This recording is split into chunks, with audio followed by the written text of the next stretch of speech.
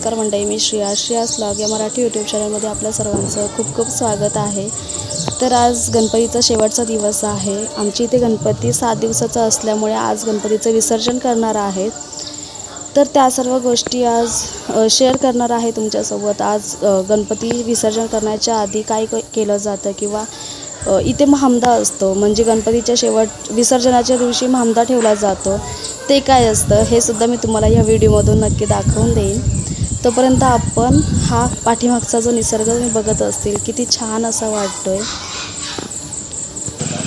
गणपती विसर्जन झाल्याच्या नंतर मग आम्ही दुसऱ्या दिवशी लगेचच इथून निघणार आहोत मुंबईला रिटर्न जाण्यासाठी। सायशाचं स्कूल वगैरे सुद्धा चालू होत आहे आणि बऱ्याच अशा गोष्टी आहेत। सुरुवातीपासून अगदी इथे गावी आल्यापासून मी जे शूट केलेले आहेत व्हिडिओ ते मी एकही अपलोड केलेले नाही आहेत, कारण इथे तेवढा वेळ मिळत नाही।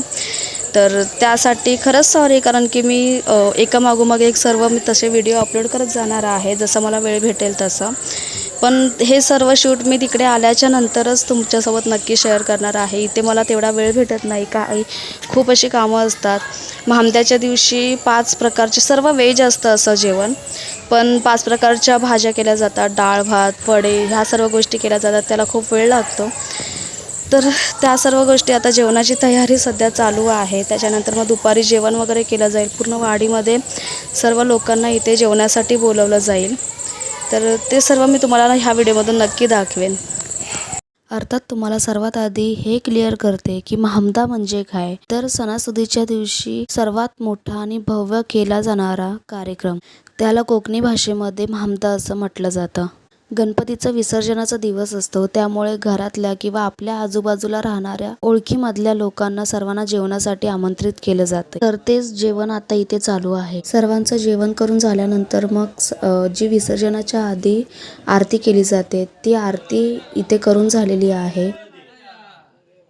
त्यानंतर गौरी विसर्जनाच्या आधी इथे गाराणं बोललं जातं, तर ते आता इथे चालू आहे। हे गाराणं म्हटल्याच्या नंतर मग गौरी उचलणार आणि त्यानंतर मग विसर्जनासाठीचा प्रवास सुरू होणार।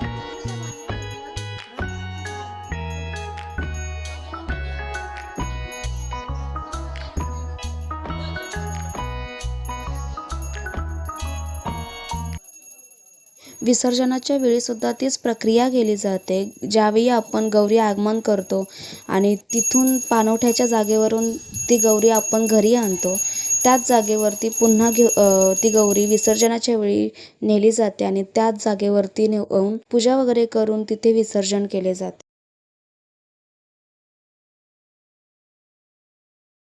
सर्वात आधी सारवलेल्या जागेवरती थोडंसं पाणी ओतून ती जागा भिजवली जाते। त्यानंतर मग तिथे खणून जे आपण आगमनाच्या दिवशी मुळासकट आणलेली जी रोपटी होती ती रोपटी तिथे रोवली जातात। त्यानंतर तिथे वेला फुलांची रांगोळी सुद्धा छान अशी काढली जाते आणि घंटीच्या वादनाने तिथली संपूर्ण जागा खुलून उठते।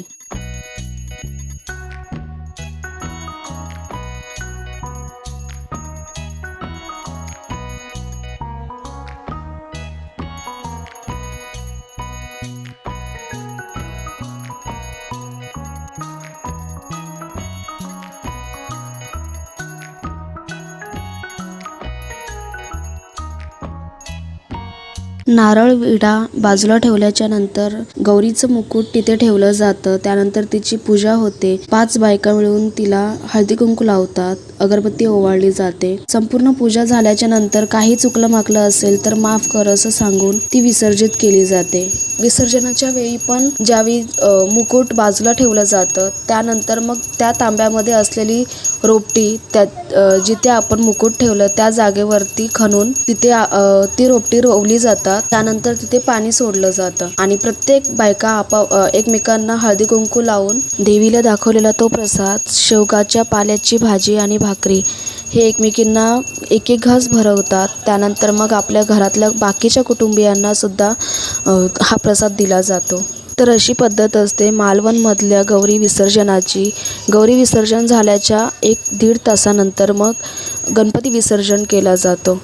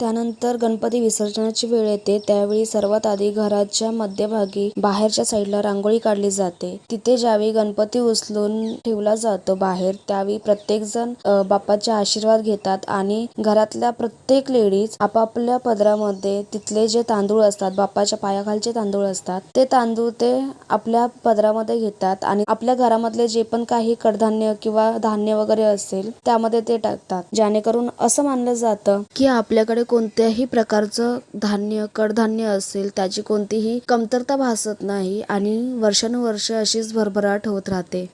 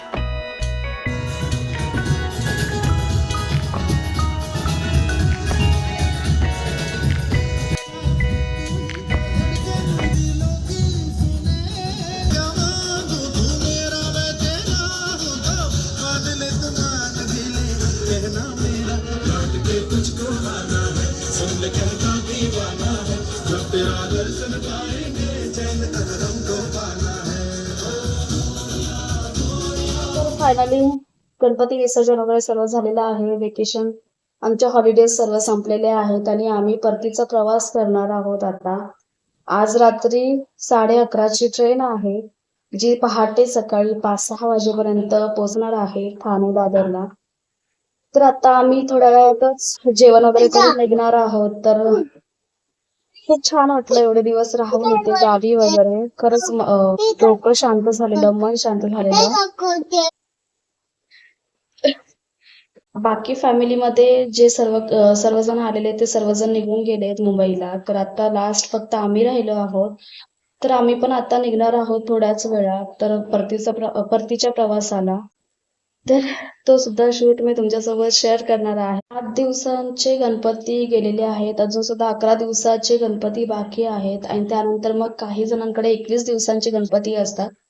तर काही जणांकडे भजन, आरती वगैरे ह्या सर्व गोष्टी चालूच आहेत, येणं जाणं.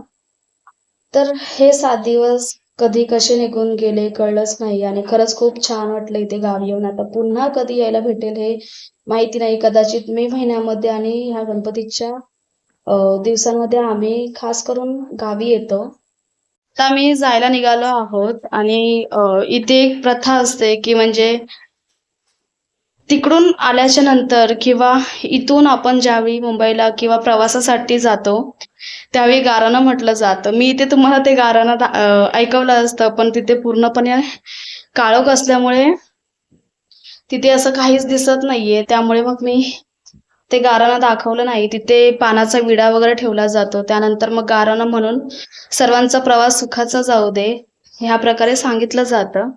तर ते गाराणं वगैरे आता बोलून झालेलं आहे आणि आता आम्ही निघण्याची तयारी करतोय. बॅग वगैरे पॅक झालेले आहेत आणि फक्त आता टिफिन बाकी आहेत. तर टिफिन पॅक करून मग त्यानंतर मग आम्ही निघणार आहोत इथून.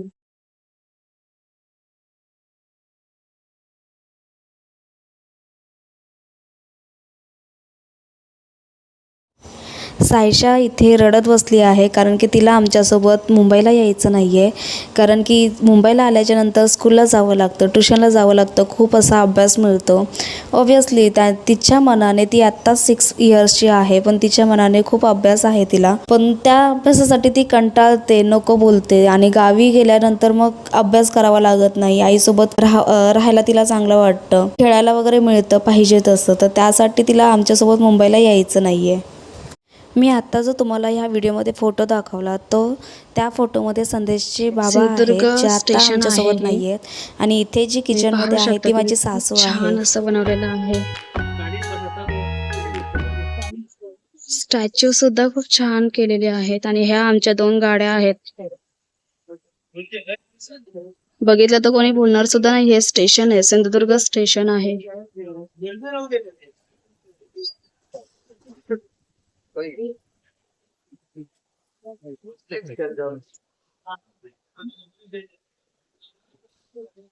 हा जो आहे मालवण तालुक्याचा काहीसा मॅप दाखवलेला आहे, समुद्र किनारा दाखवलेला आहे.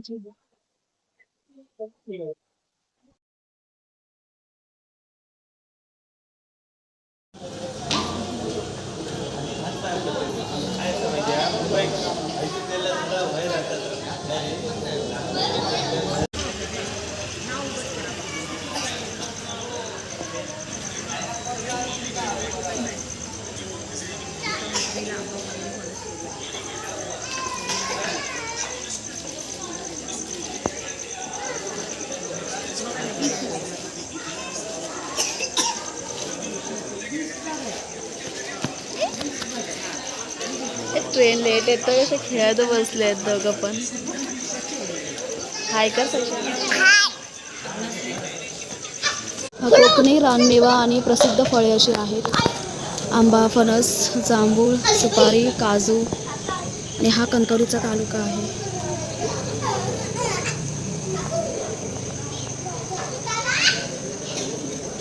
आणि ज्यावेळी आपण गणेश मूर्ती बसवतो त्यावेळी जी फळे किंवा फुलझाडे वापरली जातात ती ही आहेत. कवंडाळ, तार, गुच्छा, कांगली, तेरडा, शेरवड, हरणफुले.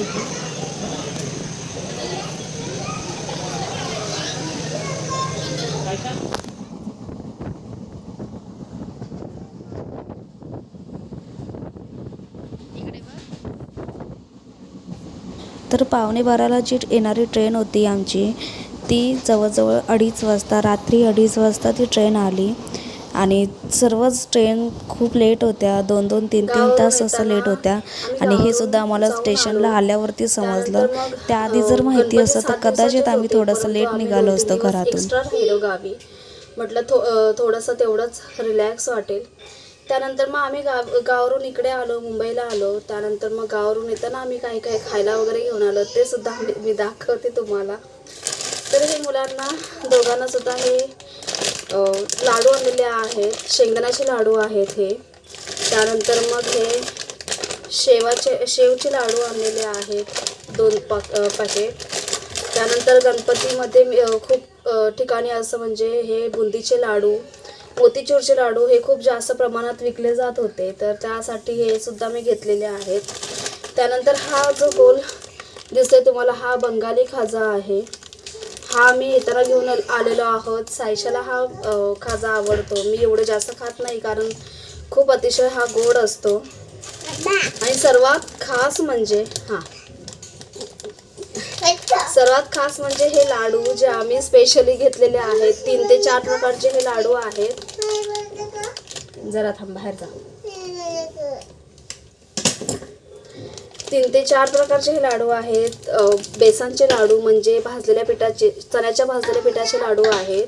त्यानंतर ह्याच्यामध्ये हा जो ब्लॅक कलरचा दिसत असेल हा मुगाच्या डाळीचा लाडू आहे. त्यानंतर मग चण्याचे म्हणजे तूप, त्यानंतर मग त्याच्यामध्ये थोडेफार शेंगदाणे, सुकं खोबरं टाकून ज्या प्रकारे केला जातो ते चण्याचे लाडू आहेत. असे आम्ही 4 लाडू घेतलेले होते. त्यापैकी बरेचसे लाडू खाऊन झालेले आहेत. आणि हे जे बाकीचे राहिलेले आहेत ते हे लाडू 3 ते 4 प्रकारचे आहेत, पण कलर बाकी सर्वांचा सेमच दिसत आहे. तर अशा प्रकारचे आम्ही हे खाऊ येताना घेऊन आलेलो आहोत. ह्यांच्या म्हणजे संदेशच्या सख्या बहिणीचं तिथे रेवडेकर म्हणून एक हॉटेल आहे कट्ट्यावरती. तर त्यांच्या हॉटेलमध्ये ह्या सर्व गोष्टी असतात. वडापावपासून नाश्त्यापासून जेवणापासून म्हणजे मिसळपाव वगैरे ह्या सर्व गोष्टी ते लोक ठेवतात. तर त्या सर्व गोष्टी आम्ही जास्त करून बाहेरून घेण्यापेक्षा आम्ही त्यांच्याचकडून घेतो. आणि हे जे आहेत हे लाडू आम्ही फक्त बाहेरून घेतलेले आहेत. बाकी सर्व आम्हाला ताई देते. तर अशा प्रकारे आम्ही आमचं वेकेशनसुद्धा संपलेलं आहे. सुट्ट्या संपलेल्या आहेत. आणि आता हिचा हा अभ्यास सध्या तिला मी करायला दिलेला आहे. उद्या मंडे आहे तर उद्यापासून ती स्कूलला सुद्धा जाईल. तर असा होता आमचा रिटर्न येण्याचा प्रवास. तुम्हाला हा कसा वाटला? आजचा हा व्हिडिओ मी इथे सेंड करते. तुम्हाला जर हा व्हिडिओ आवडला असेल तर व्हिडिओला लाईक करा, शेअर करा आणि अजूनपर्यंत चॅनलला सबस्क्राईब केलं नसेल तर नक्की सबस्क्राईब करा. तोपर्यंत आपण लवकरच भेटू पुढच्या व्हिडिओमध्ये. तोपर्यंत सर्वांनी स्वतःची काळजी घ्या. बाय.